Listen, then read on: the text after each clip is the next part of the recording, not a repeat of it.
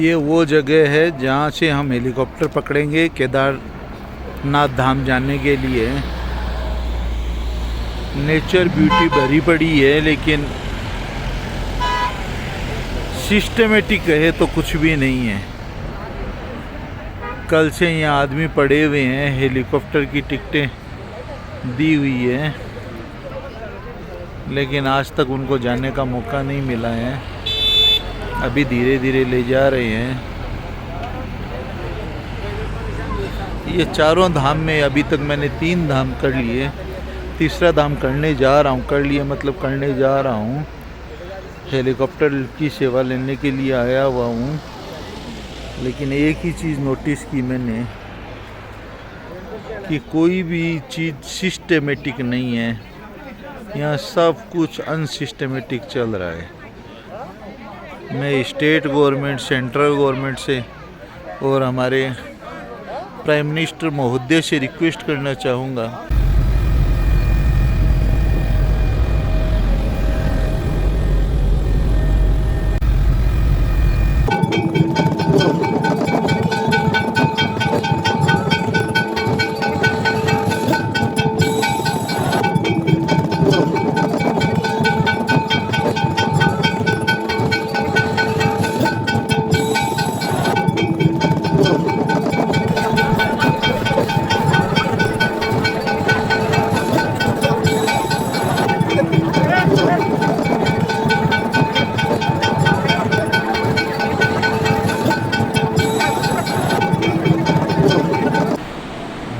जून 2050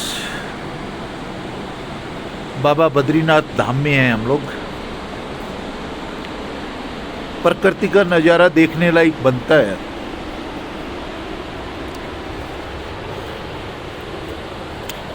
ये हम जिस होटल में रिवर व्यू में रुके हुए हैं, वहाँ से मेरे रूम से प्रकृति का नज़ारा इतना सुंदर नज़र आ रहा है।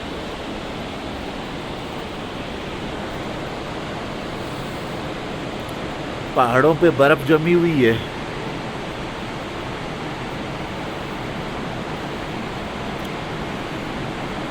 सुबह के 6:50 हुए हैं।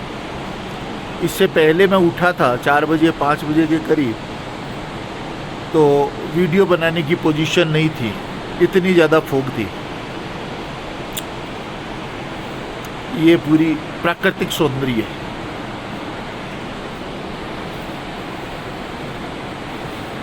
Nature beauty.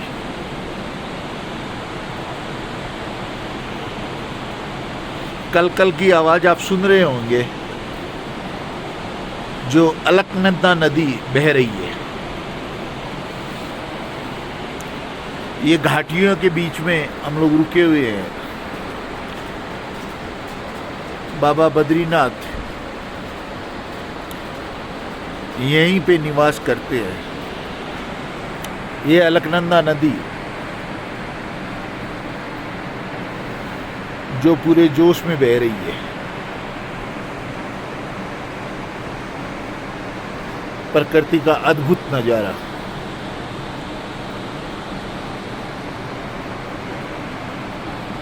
अच्छी खासी ठंड पड़ रही है।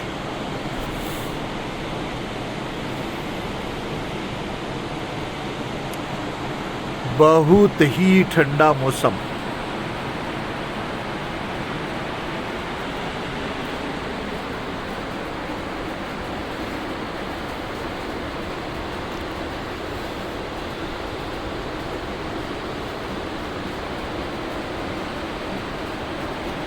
लेकिन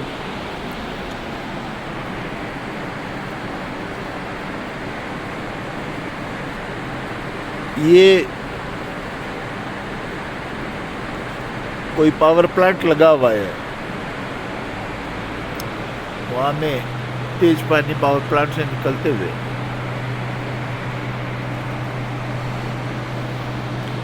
ये कल करता झरना बह रहा है।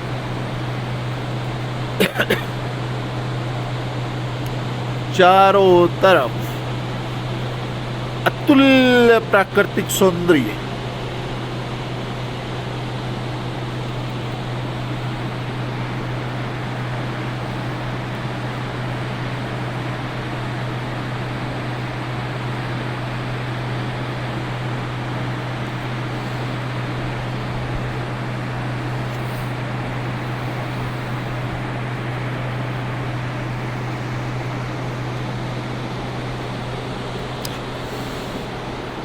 ऐसा लगता है ये मेरा आज हम लोग आखिरी धाम का दर्शन करेंगे।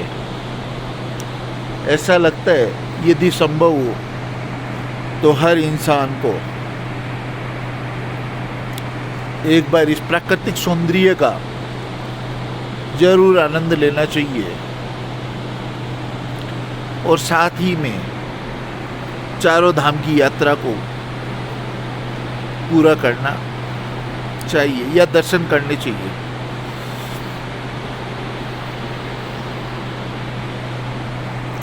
इतना सुंदर प्राकृतिक नज़ारा मन ही नहीं भर रहा देखते देखते।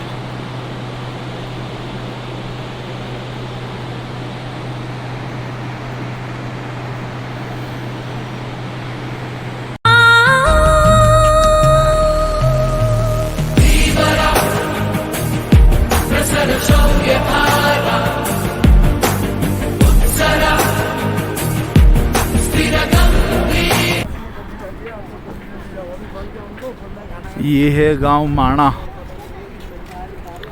इंडिया चाइना बॉर्डर का लास्ट गांव। करेगा तो आपका फिर तो कैसे होगा?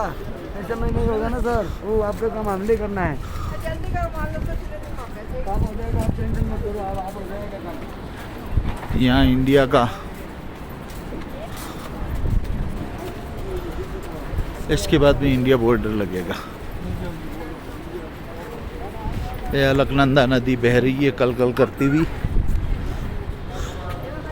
ये इस गांव का मार्केट।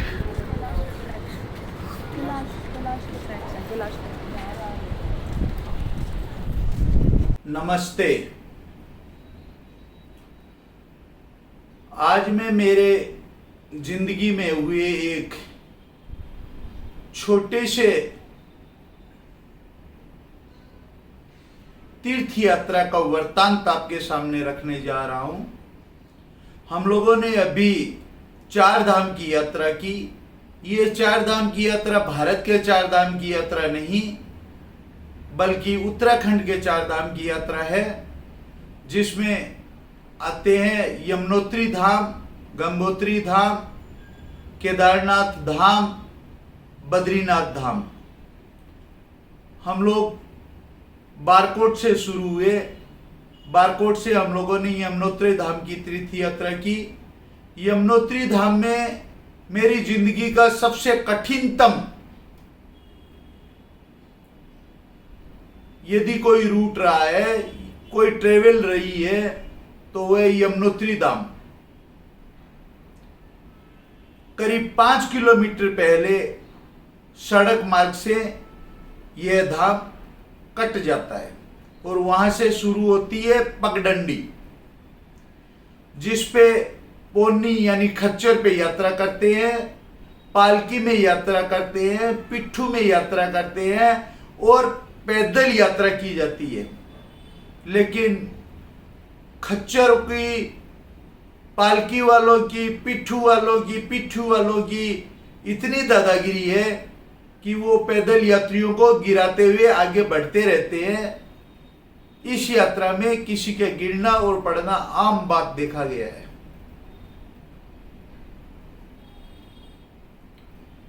यह एक बहुत ही रिस्की और कठिनतम यात्रा अब तक की मेरी जिंदगी की रही है। दूसरी यात्रा में हम लोगों ने फिर बारकोट से उत्तरकाशी की यात्रा की और उत्तरकाशी से हम लोगों ने गंगोत्री धाम में करीब 1 किलोमीटर और 1.5 किलोमीटर तक सड़क मार्ग से जुड़ा हुआ है पूरी तरह से गंगोत्री धाम, और बड़ी ही सुखलतम सफलतम यात्रा और अच्छी यात्रा रही। बड़े ही अच्छे दर्शन हुए। इसके बाद में फिर हम लोग उत्तरकाशी आए और उत्तरकाशी से गुप्तकाशी से केदारधाम में करीब 20 से 25 किलोमीटर पहले सड़क मार्ग से रास्ता कट जाता है। वहां से फिर या तो पैदल यात्री होती है या फिर पालकी, खच्चर, पिट्ठू या पैदल यात्रा, हेलीकॉप्टर हम लोगों ने हेलीकॉप्टर की सुविधा ली और केदारनाथ धाम के बाबा केदार के दर्शन किए। केदारनाथ में भगवान शिव की शिवलिंग की स्थापना है। अति रमणीय स्थल, बहुत ही सुंदर। इसके पीछे वो भीमशिला है जो 2013 में जब प्राकृतिक आपदा आई थी तो मंदिर को बचाने में ये भीमशिला का अहम रोल रहा था। और उसके पीछे शंकराचार्य जी की मूर्ति जो मोदी जी ने अपने बजट से बनवाई है, बहुत ही सुंदर लग रही है। फिर हम लोग वापिस उत्तरकाशी आए और उत्तरकाशी से गुप्तकाशी, गुप्तकाशी से हम लोग बद्रीनाथ गए। बद्रीनाथ धाम में भगवान विष्णु विराजते हैं। बद्री विशाल, बहुत ही ठंडा स्थल, बड़े ही सौहार्दपूर्ण और अच्छे तरीके से हम लोगों ने दर्शन किए। और फिर हम लोग वापिस रुद्रप्रयाग से हरिद्वार होते हुए अपने गंतव्य स्थान की तरफ आए। ये तो हुई हमारी रूट, कैसे हम लोग गए। इसमें कहें तो यमुनोत्री धाम और गंगोत्री धाम का जो मौसम है वो नॉर्मल टेम्परेचर है, गर्म है, कोई ठंडा नहीं है। लेकिन केदार धाम और बद्रीनाथ धाम में अत्यंत ही ठंड पड़ती है, बहुत ही ठंडी जगह, चारों तरफ आइस ही आइस मिली। गर्म कपड़े पहनते हुए भी हड्डियां जमाने वाली ठंड मिली हम लोगों को। ये चारों धाम प्राकृतिक सौंदर्य से भरे हुए हैं।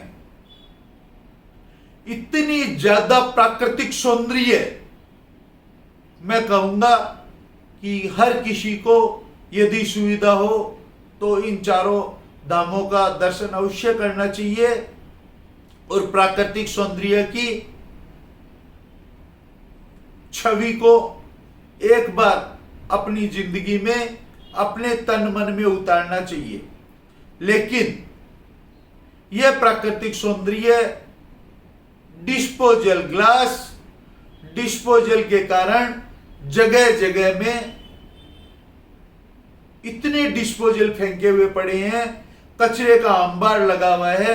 मैं स्टेट गवर्नमेंट और सेंट्रल गवर्नमेंट से विनम्र निवेदन करूंगा कि हमारे इस प्राकृतिक सौंदर्य को चारों धामों का बचाने के लिए कोई स्ट्रिक्ट ऐसा प्लान लिया जाए कि कोई भी टूरिस्ट कहीं भी कोई भी किसी भी तरह की गंदगी न फैलाए, ताकि हमारे यह प्राकृतिक सौंदर्य सजीव ऐसा ही जिंदगी भर रहे और हमारी आने वाली पुश्तें, हमारे आने वाली जनरेशन भी इस प्राकृतिक सौंदर्य का ऐसे ही आनंद लेते रहे।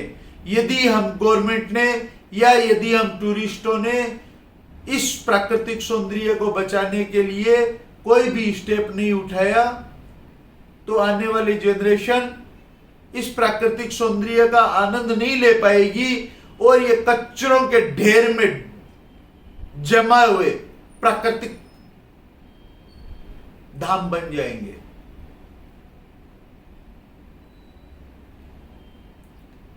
दूसरे नंबर पे अव्यवस्थाओं से भरे हुए हैं चारों प्राकृतिक धाम। किसी भी प्राकृतिक धाम में, किसी भी धाम में किसी भी तरह की कोई भी सुविधा दर्शन करने के लिए नहीं है। टूरिस्ट धक्का मुक्की करके दर्शन करते हैं। क्यों नहीं गवर्नमेंट, क्यों नहीं स्टेट गवर्नमेंट या वहां के जो मैनेजमेंट वाले हैं उन्होंने सीरियल लाइन नंबर से दर्शन कराने की व्यवस्था करते हैं। मेरी समझ में नहीं आया। लोग धक्का धुक्की मुक्का मुक्की करते हुए दर्शन करते हैं, ऐसा क्यों? दर्शन करने के लिए गए हैं, इतने दूर दूर से तीर्थयात्री आते हैं, उनको सुविधा देनी चाहिए दर्शन करने की पूरी तरह से। न तो यमुनोत्री धाम में, न गंगोत्री धाम में, न केदारनाथ धाम में, न बद्रीनाथ धाम में कहीं भी कोई लाइन सिस्टम नहीं है। यात्री एक दूसरे को धक्का देते हुए दर्शन करते हैं। मैं स्टेट गवर्नमेंट से, सेंट्रल गवर्नमेंट से और उत्तराखंड के टूरिस्ट डिपार्टमेंट से नम्र निवेदन करना चाहूंगा कि ऐसी व्यवस्था की जाए और इन चारों धामों की जो मैनेजमेंट कमेटी है, जो मैनेजिंग कमेटी है, उनसे भी नम्र निवेदन करना चाहूंगा कि ऐसी सुविधा की जाए कि हर आदमी बड़े ही सौहार्दपूर्ण तरीके से सीरियल नंबर से इन धामों के दर्शन कर सके, न कि धक्का मुक्की करके। भगवान ने हमें, प्रकृति ने हमें इतने अच्छे, इतने पवित्र धाम दिए हैं। हर आदमी का मन करता है कि वो इतनी दूर से गया है तो कम से कम एक नजर तो अपने धाम को देखे, एक नजर तो उन मूर्तियों को देखे जिसके वो दर्शन करने के लिए हजारों किलोमीटर चल के इतना कष्ट उठा के गया है, न कि धक्का मुक्की में एक दूसरे को धक्का देते हुए, आगे पीछे होते हुए दर्शन करे। मैं आशा ही नहीं, पूर्ण विश्वास करता हूं कि आने वाले यानी नेक्स्ट ईयर से ऐसी कोई सुविधा होगी जिससे हर यात्री सीरियल नंबर से हर धाम का सौहार्दपूर्ण तरीके से, सिस्टमेटिक वे से दर्शन कर सकेगा और लाभ ले सकेगा। मैं हर उन यात्रियों को भी रिक्वेस्ट करना चाहूंगा कि लाइन में जाकर के दर्शन करें, सौहार्दपूर्ण तरीके से दर्शन करें, न कि धक्का मुक्की करके। और इसके अलावा इस प्राकृतिक सौंदर्य को बचाने की हमारी जिम्मेवारी है। हम कोई भी ऐसा कचरा करकट वहां में न फेंके और अपने प्राकृतिक सौंदर्य को बचाएं, हमारे धामों की रक्षा करें। हर हर महादेव, जय बद्री विशाल, धन्यवाद, नमस्ते।